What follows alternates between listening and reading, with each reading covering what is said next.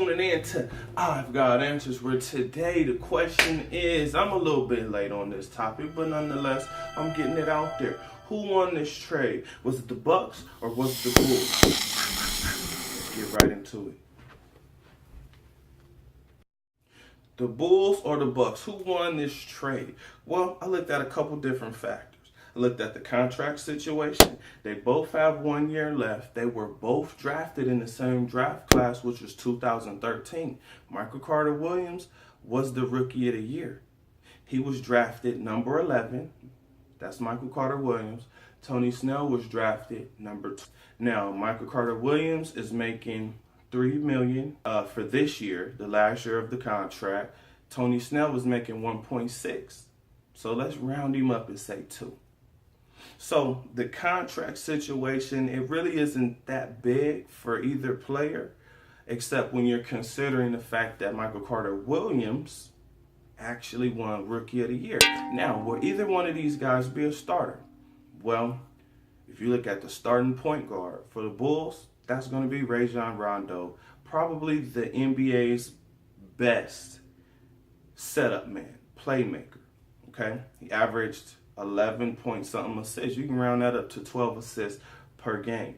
And if you've watched past videos, you can see that you have guys like Kyle Lowry, Kyrie Irving, and I can name more players who actually don't even average above 7 assists a game. So for a guy that's averaging 11 assists, even 12 assists, that's actually a good stat towards your team stats. Now, once again, I don't think that Tony Snell really had but he is a good 3-point shooter. He shot 36%, which is higher than Michael Carter Williams, who shot 27. And 27 was actually the best in his career so far from the 3 years. But this was also a career year for Tony Snell, shooting 36%. So you look at the shooting, you say, okay, Tony Snell's the better shooter. But then you look at Michael Carter's stats, and you see 11 points, 5 assists, 4 rebounds. Tony Snell, you see 5 points. And then you kind of have to look at like his 3-point shooting percentage, which he's also good from the free throw line as well. I believe he shot 91% from the free throw line. So it's pretty easy. Michael Carter Williams, the Chicago Bulls, they won this trade. They have the better player. He's going to be utilized within their system and what they could do. And then it makes you ask the question of, what are the Bulls going to do with Rajon Rondo?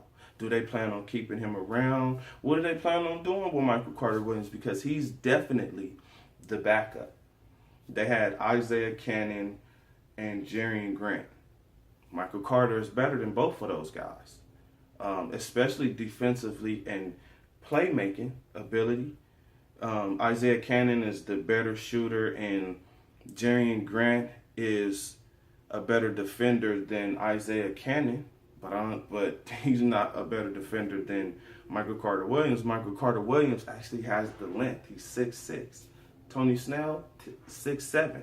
Now, with the Bucks, I didn't really understand why they made this trade, because they're pretty stacked at the small forward position.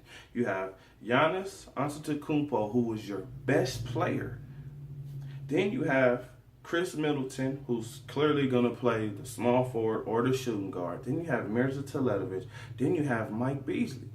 So I don't even understand why you would trade for Tony Snell unless you're going to waive him or maybe possibly put him in another trade. I don't know. I don't know why they made this trade. And then I'm looking and saying, well, Jason Kidd wanted Michael Carter Williams. That was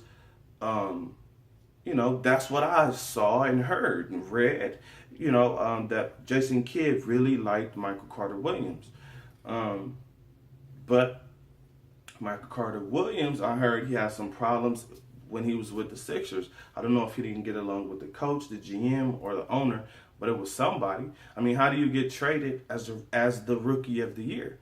You figured Rookie of the Year, We're building around that guy. That guy is special. He was the 11th pick and he won Rookie of the Year. The 11th pick. Okay, so once again, the Chicago Bulls, they won this trade. Pretty easy, pretty cut and dry here. Question I guess that could be asked is, what are the Bucks gonna do with Tony Snell? Thank you for tuning in to today's show. Please hit the like button. Also, click subscribe on this, as I will be bringing more videos.